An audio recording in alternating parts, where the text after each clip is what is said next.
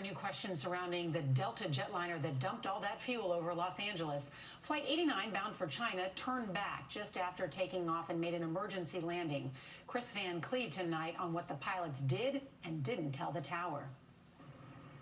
The FAA is now investigating why this Delta 777 descending into the Los Angeles airport dropped at least 10,000 gallons of jet fuel, much of it on a densely populated part of the city. I was scared. Students and teachers at more than 20 LA schools reported feeling the ill effects of the falling fuel. Need to return to LAX.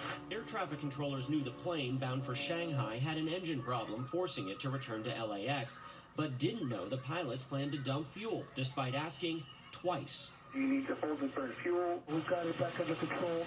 We're going to come back to LAX. We're not critical. Okay, so you don't need to hold the dump fuel or anything like that? Negative.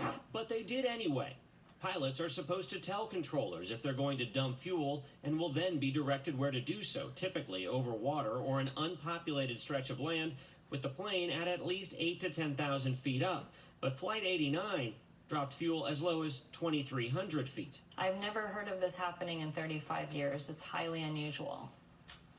And Nora, you want that extra altitude so the fuel has time to dissipate before it gets to the ground. That didn't happen here. Delta tells us they're still working to fully understand what did happen here. Now, pilots are given a lot of leeway in responding to an emergency. The focus here, of course, was getting the 165 people on that plane on the ground safely. And the safety of the people who felt some of that fuel. All right, thank you.